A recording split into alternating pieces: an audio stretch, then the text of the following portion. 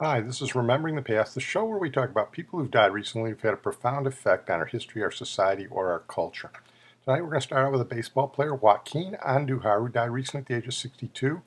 He was a right-handed pitcher from the Dominican Republic, one of the top pitchers of the late 1970s and early 1980s. He pitched primarily for the Astros and the Cardinals. He was a good postseason pitcher. He beat my Brewers twice in the 1982 World Series. That really broke my heart.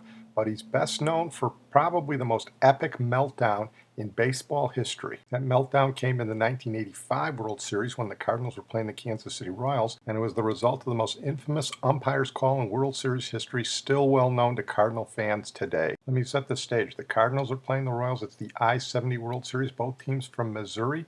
The Cardinals went out to a 3-1 lead. They lost the fifth game, but they were ahead 1-0 in the ninth inning of the sixth game. 3 outs from winning the World Series with their best relief pitcher, Todd Worrell, on the mound. Jorge Orta was the leadoff batter for the Royals in the ninth. And then umpire Don Denkinger enters baseball history. Little squibber to the right side. Worrell races over to cover. The throw doesn't get him. Worrell got to the bag, and an argument here, and here comes Herzog amongst the other quartet. First base umpire is Denkinger, American League. Well, this is spring training all over again. Any ball to the right side, you get there as quick as you can. I think he tries to go for the ball. His argument is he gets the side of the bag. Looks like he's out. From that angle, let's take a look from this one. Again, Clark with the toss. Oh, yes. Put right on top of the bag. Oh, I don't think there's any doubt about it. Only in one person's mind. So Orta gets on. Well, he was out, but Denkinger called him safe, and the Royals rallied in the ninth inning with the benefit of the blown call to keep their series hopes alive. Everything fell apart for the Cardinals, and Dane Orge was the hero for the Royals. Pass ball is the ruling, so second and third, the tying run at third, the winning run at second, so they'll walk McRae, and Dane Orge is out on deck to pinch hit. Orge, a Cardinal in the 1982 World Series, and he had a terrific World Series. 529. And that's a looper hitting the right field for a base hit. Here comes Goodburn. Here's the throw. He scores. We go to a 7.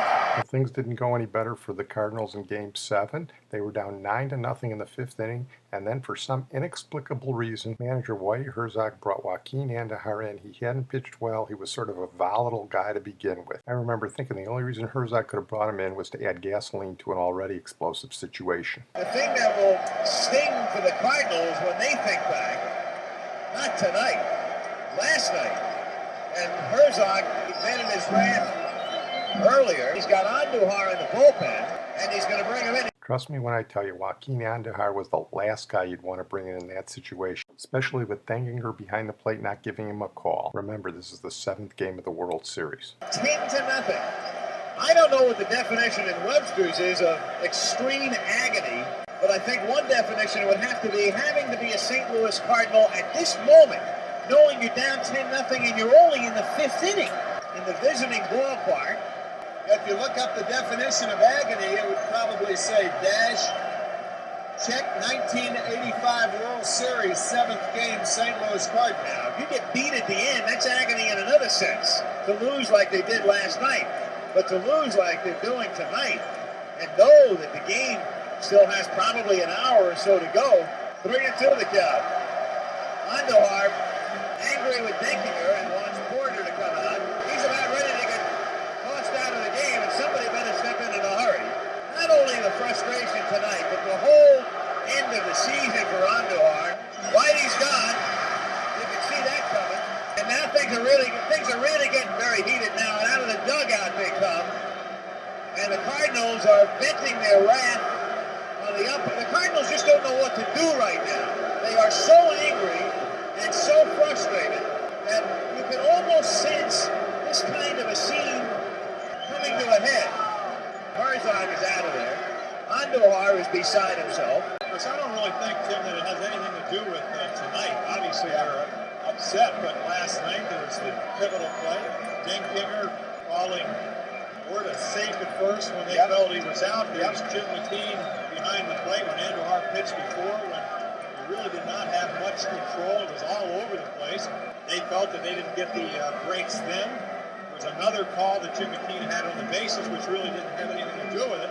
I have never seen a team come this unraveled, but I can understand it. I can understand it. You have never, in recent times, watched a team come this unraveled. The pitcher comes down, the manager gets thrown out, guys are out of the dugout moving people away from umpires.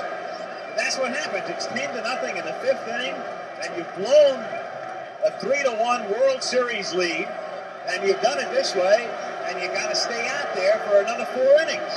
It's 3-2 as you get back to some semblance of baseball. And it's inside ball 4. So they're loaded up now.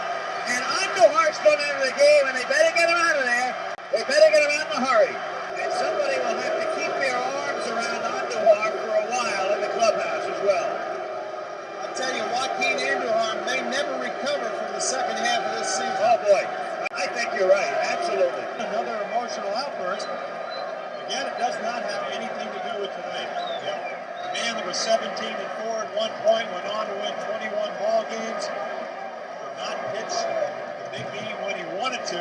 Well, Jim Palmer was right. He never recovered from that game. He was traded to the American League, and he was never the same pitcher again. We're going to move on now to Joyce Botterill, a.k.a. Judy Carne, who died recently at the age of 76. She was the Sock-It-To-Me girl on Laugh-In. She was British, born in Northampton. She got her start early on the stage in Britain and then in television. She had affairs when she was young with, check this out, Anthony Newley, the race car driver Sterling Moss, and Vidal Sassoon, whose podcast we've done. She moved to the United States in the early 60s, started working television. She met a young Burt Reynolds, and they were married for about 2 years before he was a big star. But her big break came on Laugh-In in the late 60s. We talked about Laugh-In before when we did Gary Owen's podcast. As I said, she was the Sock-It-To-Me girl in their anarchic comedy sketches. Well, just offhand, folks, I'd say it's Sock-It-To-Me time.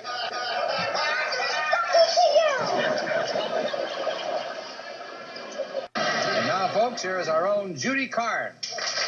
And now, folks, it's Sock-It-To-Me time.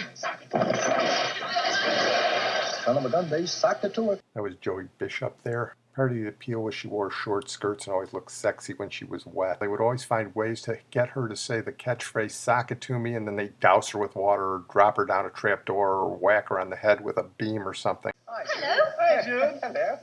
Hello. What are you reading, Judy? One of them racy novels? Well, if you must know, it's Ulysses, the Greek saga. No, Ulysses, the epic poem.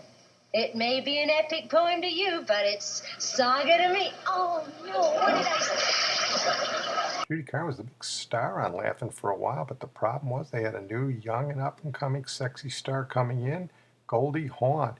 And she chafed at Goldie Hawn's role on the show, so she got fewer and fewer and smaller parts. Why don't you and I walk south to the party? Why don't we fly? Okay, you want to fly to the party with us? Here.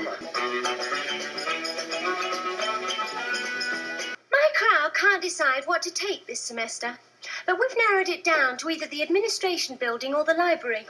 That Goldie Hawn thing gnawed at her, and she left Laugh-In, which is ironic because Goldie Hawn left Laugh-In a little while after that, too. She did a couple of bit parts on television after that. Here she is on Hollywood Palace singing a song from Arlo Guthrie's Alice's Restaurant. I had a friend I could trust. He went into the park and got busted, doing the ring around a rosy rag.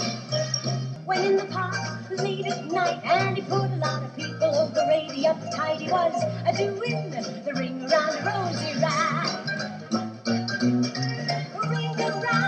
Ring around rose, touch your nose and blow your toes, and mine doing the ring around a rosy rag. Her career was pretty much over by 1970. She got into drugs, heroin specifically. Burt Reynolds tried to help her out a little bit, but between heroin, being typecast, and labeled difficult, well, you know how that is and what it'll do to your career. Sort of sad. We're going to close tonight with our feature, Martin Milner, who died at the age of 83. Martin Milner is one of those guys like James Garner or Harry Morgan, depending on what generation you are.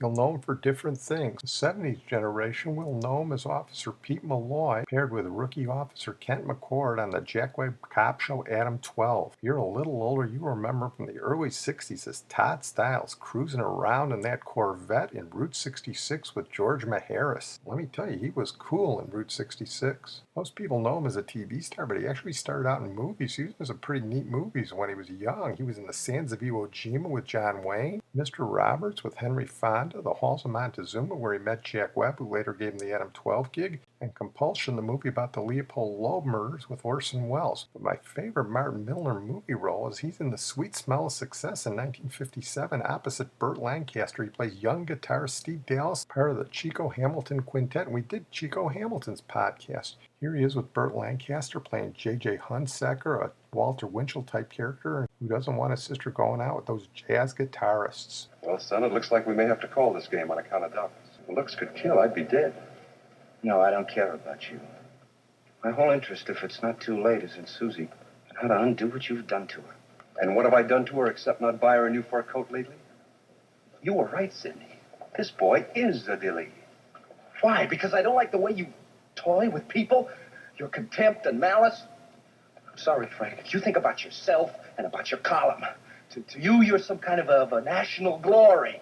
But to me and a lot of people like me, your slimy scandal and your phony patriotics, to me, Mr. Hunsaker, you're a national disgrace. Son, I don't relish shooting mosquitoes with elephant guns. Suppose you just shuffle along and call it a day. But my day with Susie isn't over yet. Here's your head. What's your hurry? Yeah, you don't mess with J.J. Hunsaker. Martin Milner did some great character roles on television in the 60s and 70s. He did a great piece on Twilight Zone with Vera Miles.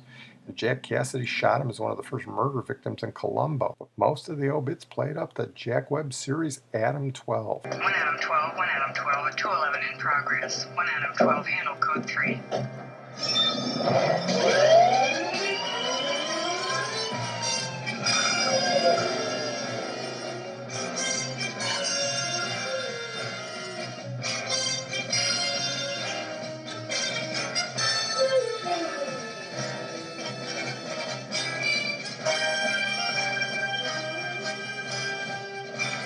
Here he is behind the wheel telling his young partner how to get rid of gophers. Yeah, this road will take us back to the valley. Hey, where was I? You were telling me about some disaster in your yard. Yeah, I'm being overrun by a family of gophers. I've tried everything. Flooding, traps, and nothing works. Highway flares. What? Buy yourself a box of highway flares. You light them and stick one down every gopher hole. Sulfur drives them out. They won't come back. I also have a cure for prickly heat, swollen ankles. Yeah, and if required, you can deliver babies in the backseat of a car. Right. But it's my show, and I'm going to emphasize Martin Milner on Route 66, riding around in that Corvette. It was shot on location. You couldn't do that today. But as I said, he and George Maharis were cool. Here he is in some classic television, the Halloween episode of 1962, filmed at the O'Hare Inn in Chicago with Peter Lorre, Boris Karloff, and Lon Chaney. And here is Todd Stiles, Martin Milner talking with Peter Lorre. This Peter Lorre imitation is killing my throat. Todd Stiles. Come in. May I order something for you? Thanks. You don't mind if I continue, do you? No. Tell me, young man, what's on your awfully troubled mind? This afternoon, I went down to Parlor 9. Huh? I wanted to see if you had everything you needed. The door was open. I started in. I overheard the debate. Mr. Karloff on one side and you on the other. Well, Boris is a very stubborn man, and we've got to get this settled and quickly. You can. I'll work with you behind the scenes. You can set this whole hotel on its ear. I know that, but we have to remain incognito. Nobody will know except me. Now, why not run a series of test scares on selected subjects? We've got a perfect group right here in the hotel. 40 secretaries, a real cross-section. If the old monsters are still tried and true, if they still work, prove your point to Mr. Karloff, right? That's brilliant. It's brilliant, young man. Why didn't I think of that? And how come you thought of it? Nobody's all good, you know. There's no such thing. I'm going to close on that note. I want to thank my producer and IT genius, Sid Tepps, and there's nothing else we can close with tonight but the theme song from Route 66. They didn't want to pay royalties for the Bobby Troop theme sung by Nat King Cole, so they commissioned Nelson Riddle to write an instrumental. It turned out to be one of the great themes in television history.